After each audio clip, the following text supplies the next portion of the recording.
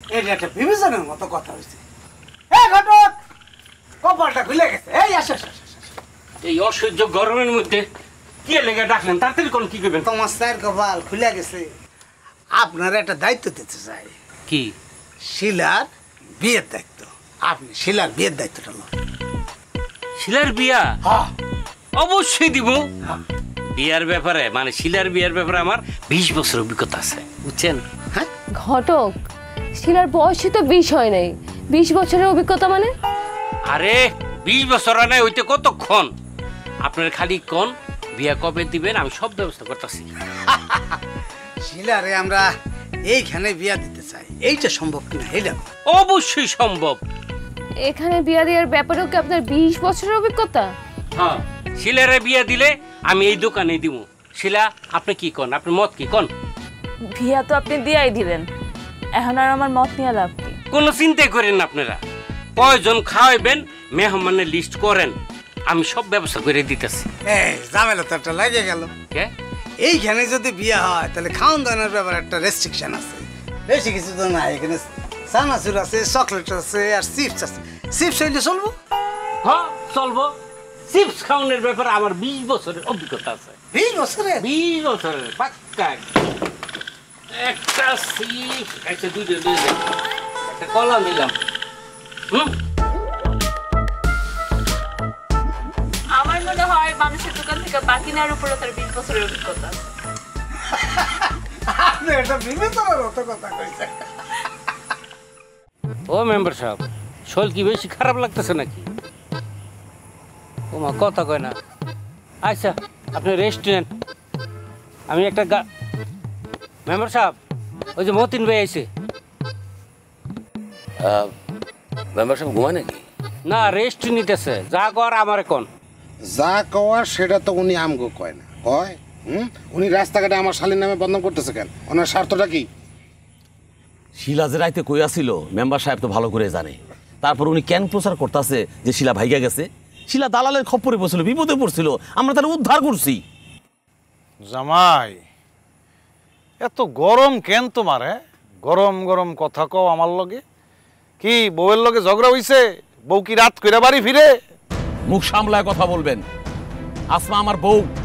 এই আসমা কিন্তু আমার বোন। বুঝছি তো, আসমা তোমার বউ, মতিনের বোন। আসমা যে ভাগ্যা গেছিল মনে আছে? তখন যে তোমরা মিথ্যা কথা বলছিলা, মনে আছে এগুলি? শিলা কোথায় কি করছে আমি কিছু জানি? আমি কিচ্ছু জানি না। আপনি না জানলে দয়া করে মুখটা একটু বন্ধ রাখেন। শিলার ব্যাপারে উল্টাপাল্টা এদিক সেদিক কথা তো আপনিই বলতেছেন মিয়া। কারণ তোমার শিলা সে সবাইকে বলছে ওই দালাল নাকি আমার লোক, আমি নাকি ওই দালালে দিয়া তারে বিদেশে পাচার করতেছি, আমি নাকি নারী পাচারকারী। অবশ্যই আপনি নারী পাচারকারী। শিলা ভিকটিম, ভিকটিমের কথার একটা গুরুত্ব আছে। শিলা যদি এই কথা বইলা থাকে যে আপনি নারী পাচারকারী, তাহলে এটা সত্য কথা। আপনি নারী পাচারকারী, আপনি গ্রামের অবলা নারীদের পাচার করেন দেশ থেকে। চুপ করো, বেয়াদবি করো না। তুমি নিজে করো অবৈধ হুন্ডি ব্যবসা, আর তুমি আমার নামে এখন অপবাদ দিতে আসছো। শিলারে নিয়ে আমি থানায় যাবো, শিলা আপনার নামে মামলা করব, তারপর আমি দেখবো যে আপনি এই গ্রামে কেমনে থাকেন। আপনি একটা নারী পাচারকারী মিয়া। আহা, আপনারা মা তাকিয়ে গরম করতেছেন কোন? তো আমরা তো আপোষের মীমাংসা করতে পারি। এই কিসের আপোষ? কোনো আপোষ নাই। আপনি আমগো নামে বদনাম করতে পারেন না। বদনাম করলে কি হইব মতিন? আমার কথা আমি কইছি, তাতে তোমার গায়ে এত ফসকা পড়ে কে? ফোস খাবারের কারণ হলো এই শিলা মায়াডার বিয়ে হইব না আপনার কথার জ্বালায়। আমার নামে মামলা দিলে শিলার তো খুব ভালো বিয়ে হইব। যেই মায়া মামলার হাজিরা দিতে কোর্টে যায়, সেই মায়ার কি বিয়া শাদী হয়? আচ্ছা ঠিক আছে, আমরা মামলা দিব না, কিন্তু আপনার কাছে অনুরোধ, এই নিয়ে আপনি আর কথা বলবেন না। এই তো লাইনে আসছো। হুন্ডির ব্যবসা করো তো, মাথা তোমার ক্লিয়ার আছে। ঠিক আছে যাও, শিলাও আমার নামে কিছু কইব না, আমিও শিলার নামে কিছু কমু না, যাও। কিন্তু নারী পাচারকারী লগে আপনার কিসের সম্পর্ক এটা আমি সবাই জানাতে চাই। গ্রামের সবাই জানুক আপনি ঘরের মায়া কেমনে বাইর করে বিদেশে পাচার করেন। মতিন, তুমি জানতে চাও যে আমার সাথে কে আছে? খুব জানতে চাও? তোমার একটা ক্লিয়ার করে কথা বলি, আমার সাথে কেউ নাই, তবে মূল নারী পাচারকারী কে সেইটা আমি জানি।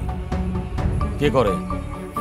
ঘটক, এত কইরা যেহেতু জানতে চাইতেছে, নামটা বইলেই দেই। তোমার যে বোন রত্না, রত্নার জামাই মুন্সি, সেই নারী পাচারকারী। মুন্সি? ইয়েস, মুন্সি।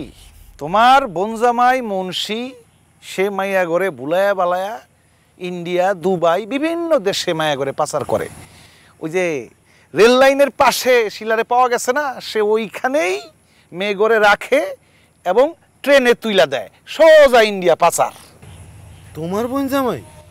হ্যাঁ, মুন্সি আমার আপন বোন জামাই, তাই বলে সে অন্যায় করে পার পাইব না। শোনো, একটা কথা বলি, এইসব মামলা মোকদ্দমা ভুইলা যাও। আমার সাথে তোমাদের একটা ঝগড়াঝাটি হবে, গ্যাঞ্জাম লাগবে। এই গ্যাঞ্জামে শিলা মায়াটার জীবনটা নষ্ট হয়ে যাবে। বাদ দেন তো, এইসব নিয়ে আর বাড়াবাড়ি করেন না। হ্যাঁ, বাদ দাও, বাড়াবাড়ি করে লাভ কি? তাতে নিজেদেরই ক্ষতি। ঘটক, কাজ করি, চলো ওই আসমার চায়ের দোকানে যাই। রাত্রেবেলা আবার আসমার চাটা অনেক টেস্ট হয়, আর আসমার সুন্দর চেহারাটাও একটু দেখে আসি। হ্যাঁ, অনেক হয়েছে কিন্তু।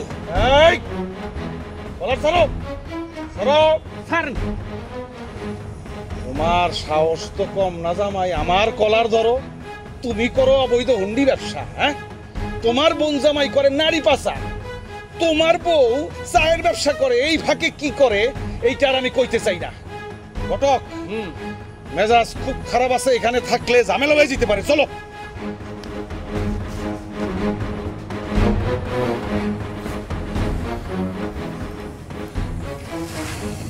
এই জামাই, চলো, তুমি চলো।